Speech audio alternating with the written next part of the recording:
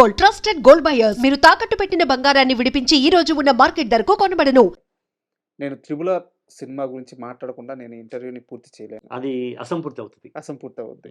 ఆ పాట మీరు రాస్తున్నప్పుడు ఆ సందర్భం మీకేం చెప్పారు? రాజమౌళి గారు పిలిచారు. హ్మ్. విజయేంద్ర ప్రసాద్ గారు ఉన్నారు. కీరవాణి గారు ఉన్నారు. రాజమౌళి గారు, రాఘవేంద్రరావు గారు, దాసనారాయణరావు గారు కలిపితే తయారైన ఒక అత్యంత మేధోవంతమైన సున్నిత హృదయంతో కలిసినటువంటి క్యారెక్టర్ రాజమౌళి గారిది. హ్మ్. ఫస్ట్ ఇది నేను చెప్పాలి. హ్మ్. ఎక్కడ హృదయాన్ని నొప్పించేటువంటి చూపు కూడా ఉండదు. ఎక్కడ మనల్ని తగ్గిస్తున్నాడు అన్నట్టుగా మనకు అసలు ఆలోచన కూడా రాదు. హ్మ్. సమానంగా వాళ్ళ తండ్రి గారిని ఎట్లా గౌరవించి కూర్చోబెడతారో అలా ఆయనకంటే వయసులో పెద్దోనే కదా సార్. కూర్చోబెట్టినారు. గౌరవ విషయం లోపల రాజమౌళి గారు కానీ, విజేంద్ర ప్రసాద్ గారు కానీ, కీరవాణి గారు కానీ వాళ్ళ యొక్క ఆ సంస్కారం శ్లాఘనీయం. హ్మ్. పిలిచారు. కానీ రాజమౌళి గారు చాలా ప్రతిభావంతుడు. ఏది చెప్పడు. హ్మ్. ఈవెన్ రామ్ చరణ్ కొడతాడని కూడా చెప్పలేదు రాజా. అవునా? ఆ ఆ! ఆయన చేసే చమత్కారం చూడు. ఇంగ్లీష్ వాళ్ళు కొడతారు, ఈయన నేను తల వంచని అంటాడు. పూర్తిగా ఎన్టీఆర్ పాటనే చెప్పారు. భీమ్ పాటే. ఇంగ్లీష్ వాళ్ళు కొడుతున్నారు, ఆ! నేను చచ్చినా లొంగని అంటున్నాడు, ఆ! ఏం రాస్తావు అన్నాడు. హ్మ్. డిస్కషన్ అయింది. డైరెక్టర్ ఆఫ్ పాయింట్లో రాయాలా లేకపోతే ఇంకో విధంగా రాయాలా అని అన్నప్పుడు ఇది డైరెక్టర్ ఆఫ్ పాయింట్ రాయాలి కదా అన్నాడు. నేను ఒక చిన్న మార్పు చెప్పిన. ఆయన లిప్ ద్వారా నేను వస్తే ఎట్లా ఉంటుంది అన్నాను. హ్మ్. అంటే స్వోత్కర్ష అవుతుందేమో అన్నాడు. నేను వీరుణ్ణి అంతే కదా, నేను లొంగను, నాది ఎవరెస్ట్ లాంటి శిఖరం, శిరస్సు, అట్లా వస్తే స్వోత్కర్ష అవుతుంది. నేను రాసినాక చూడండి అందులో స్వోత్కర్ష ఉండదు, బలిదానం ఉంటుందని చెప్పా. హ్మ్.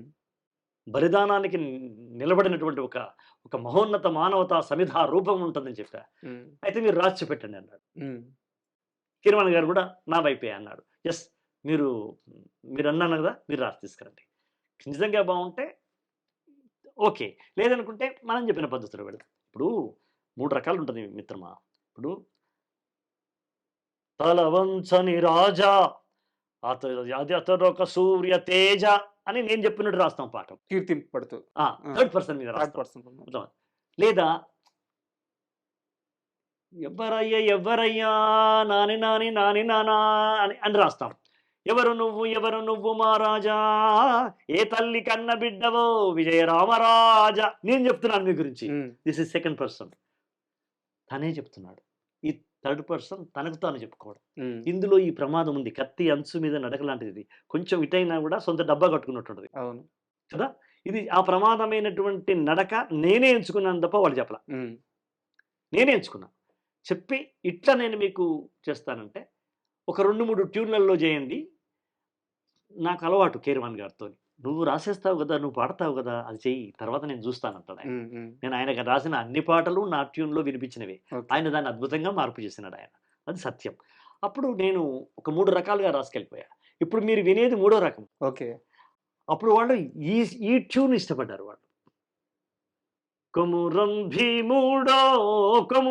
భీముడో కొర్రాసు నెగడోలే మండాలి కొడుకో అట్లా విషాదం ఉంది, ఆత్మవిశ్వాసం ఉంది, ఆశయం పట్ల అంకిత భావం ఉంది. ఈ 3 పెనవేత్తోనే ఒక్కొక్క అక్షరం రాసుకుంటూ పోయా. అక్కడ ఎక్కడ మీకు సొంత డబ్బా అనిపిస్తుందా? అవును, లేదు. అనిపించదుగా. ఇది ఒక ప్రత్యేకమైన పద్ధతిలో నేను తీసుకెళ్ళాను. రగరాగా సూరీడై రగలాలి కొడుకో, ఇది తెలంగాణ ప్రజల్లో ఉన్నటువంటి మాట. ఇవాళ దస్తే రేపటికి 2. ఎందుకురా భయపడతావు? సస్తొకటి పుడితొకటి సస్తొకటి, ఎందుకురా భయపడతావు అని తనకు తానే అనుకుంటాడు. అట్లా అనుకున్న వాళ్ళే వీర తెలంగాణ నైజాం రాజు వ్యతిరేకంగా చేసిన పోరాటం లోపల కొంతమంది 4000 మంది వీరుల్ని గురించి మా నాన్న చెప్పినాడు. కాబట్టి ఆ వీరుని తలుచుకున్నాను నేను. కొమరం భీముడు అంతే. ఆ తర్వాత ఆయన చనిపోయినాడు కదా, నైజాం రాజు చనిపోయినాడు. జల్ జమీన్ జంగల్ తో చనిపోయినాడు కదా. చనిపోబోయేవాడు ఏం మాట్లాడతాడు అది సినిమాకు తెలియదు, అప్పుడు ఆ విషయం లేదు. కానీ నాకు తెలుసుగా, మీకు తెలుసు కదా ఆ తర్వాత చచ్చిపోయినాడని. అదంతా ఇప్పుడు రాస్తున్నాం కాబట్టి అప్పటి వ్యక్తిని మార్చి ఒక అద్భుతమైనటువంటి ఒక చిచ్చును, ఒక కార్చిచ్చును రచించిన కదా.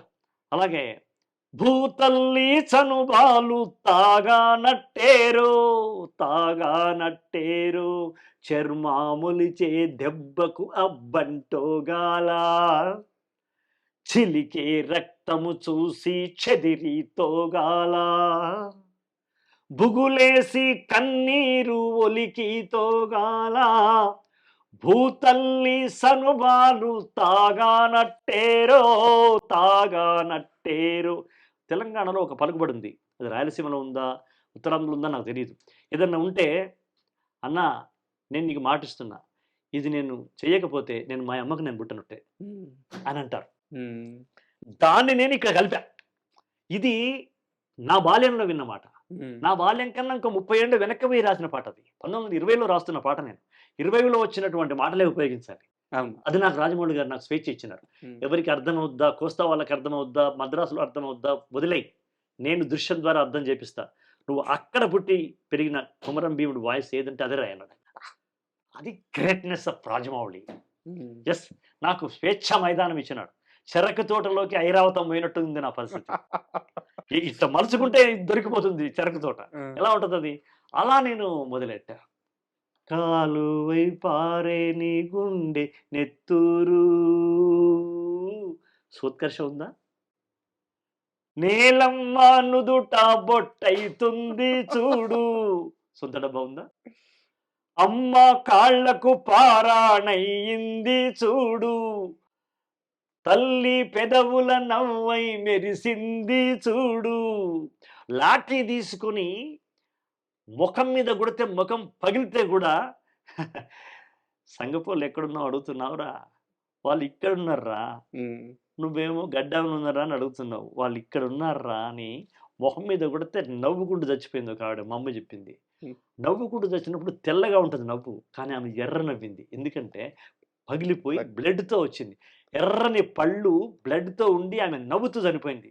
ఆ దృశ్యం నాకు గుర్తుంది. అందుకే తల్లి పెదవుల నవ్వై మెరిసింది చూడు, కొమురం భీముడో కొమురం భీముడో, పుడమి తల్లికి జనమా అరణమిస్తివిరో.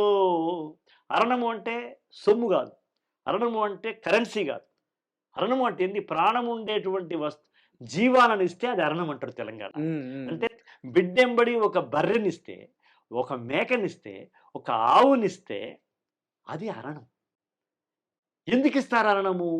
బిడ్డ మా దగ్గర పెరిగి ఒంటరిగా వెళ్ళిపోతా ఉంది, మా జ్ఞాపకాలు వస్తాయి.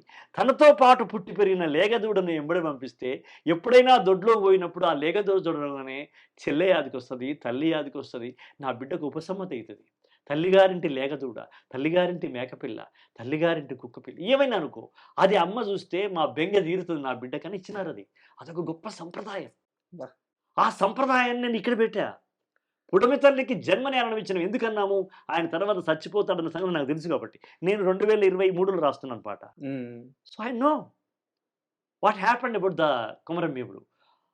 చరిత్ర తెలిసిన వాడిని కాబట్టి ఆ చరిత్రను రాస్తూ ఎక్కడా సోత్కర్ష సొంత డబ్బా లేకుండా రాయాలి. నేనే జాగీర్దారుండరా, నే మత్స్యదారు, నే ధరను, నే భూస్, ఇది సొంత డబ్బా అవుతుంది. ఎలా ఉంది చూసారా, చాలా సన్నడిగితే. కానీ ఇది ఇది సొంత డబ్బా కాదు, అది అహంకారం ఉంది, ఇది ప్రజల పట్ల మమకారం ఉంది. రాజమౌళి గారికి కడుపు నిండిపోయి ఉంటుంది. కడుపు నిండిపోయింది కాదు, ఒక్క అక్షరం మార్చలా. అయితే అప్పుడు నేను పుడమి తల్లికి అరణం ఇస్తానని రాయలా. అక్కడికి పోయిన తర్వాత లాస్ట్ ఇంకొక పంచ్ కలిసి ఇస్తావా అన్నాడు. అనగానే కీరవాణి గారు ఏం పర్లేదు అశోక్ తేజ గారు, రేపు రాయొచ్చు అన్నాడు. అంటే రాజమౌళి గారు అన్నారు, ఎందుకన్నా నువ్వు ఆయన రేపటికి వేస్తావు, రేపు మనం అమ్మాయి పాట రాయించేది ఉంది కదా, కొమ్మ ఉయ్యాల పాట. ఉయ్యాల అనేది అప్పుడు లేదు, అమ్మాయి పాట పాడించేది ఉంది కదా, మనం కాఫీ తాగే లోపల అయిపోతుంది, ఒకటే లైన్ కదా అన్నాడు ఆయన. నా మీద ఉన్న విశ్వాసాన్ని కాపాడుకోవాలని వాళ్ళు టీ తాగి రాకముందుకే నేనే వెళ్ళి వచ్చేసింది సార్ అన్నాను. చూసావా వచ్చేసిందంట.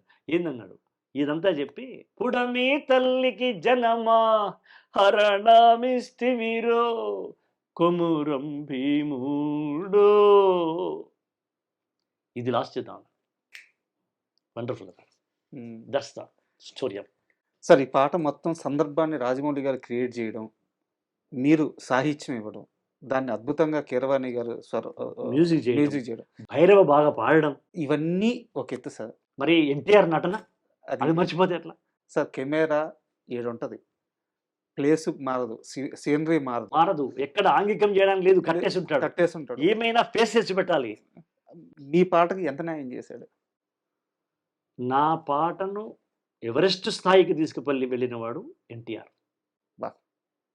తారస్థాయికి తీసుకెళ్ళినవాడు రాజమౌళి. అద్భుత స్వరస్థాయికి తీసుకెళ్ళినవాడు కీరవాణి. అద్భుత గళ స్థాయిలో పాడినవాడు బిడ్డ చిరంజీవి భైరవ. అతనికి నేషనల్ అవార్డు వచ్చింది ఈ పాటకి. అవును.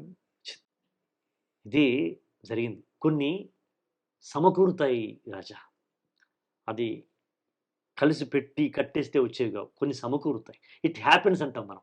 సార్ ఇది నేను చేశాను అనడం కరెక్ట్ కాదు. ఇది ఈ పాట నేను చేశాను, ఈ పాట నేను రాశాను కాదు. It happens by me, by them, by them. ఇది అట్లాగే ఒక రాముల మూడు అంతే, it's happens by them, by me. అలా ఇది మన ఒక్కరి కాదు. అసలు సినిమాలో ప్రొడక్టే ఒక్కరి సొత్తు కాదు, మేధావుల సమిష్టి హృదయంలోంచి వచ్చినటువంటి దే సినిమా. ఆ సమిష్టి కలిసింది. ఇందులో అందరికీ సమస్థాయిలో సమభాగం ఉంది. కాబట్టి నేను ఈ క్రెడిట్ అందరిది కోరుకుంటాను. ఆ రోజు నేషనల్ అవార్డు వచ్చింది ఎట్లయితే అందరికీ ఇచ్చినానో, దీనికి కూడా అందరికీ ఇస్తాం. అసలు సినిమా అంటే అంత సినిమా అంటే కాగితంలో 25% ఉంటుంది రాసినప్పుడు, పాడితే 50% ఉంటుంది, దాన్ని మ్యూజిక్ చేస్తే 70% వస్తుంది, దాన్ని గాయకుడు పాడిస్తే 80% ఉంది, దాన్ని నటిస్తే 100% అవుతుంది, దాన్ని చిత్రీకరిస్తే 1000% అవుతుంది. That's the graphic cinema lyric. అది మనం ఎప్పుడు గుర్తెరిగి ఉండాలి. ఏదో అంతా మనదే. సక్సెస్ ఎప్పుడు మనిషిని వినయంగా మారుస్తుంది. చాలామందిలో సక్సెస్ కొంతమందిలో తలబిరుస్థానం చేస్తూ అంటారు, హెడ్ స్ట్రాంగ్ అంటారు. కానీ నిజంగా సక్సెస్ యొక్క గొప్ప లక్షణం ఏంటంటే సక్సెస్ వినయాన్ని ఇస్తుంది. అవునబ్బా ఏదో అంట. కమల్ హాసన్ గారు జాతీయ అవార్డు వచ్చినప్పుడు ఏమన్నారు, నాకంటే శివాజీ గణేశన్ తక్కువని కాదు కదా నాకు నేషనల్ అవార్డు వచ్చింది, ఈ సినిమాకి అలా కుదిరింది కాబట్టి నాకు ఇచ్చినారన్నాడు. కమల్ హాసన్ ఎలా అంటే హూ ఇస్ ద సుధారా శక్తేజ. It's happens. స్టోరీ, నటుడు, దర్శకుడు, గాయకుడు, ప్రేక్షకుడు, ఇన్ని చేసి ప్రేక్షకుడు పట్టించుకోలేదు అనుకో, 3 రోజులకి సినిమా మాయమైంది అనుకో, ఏమవుతుంది? అట్లా ఎన్ని పోయినాయి.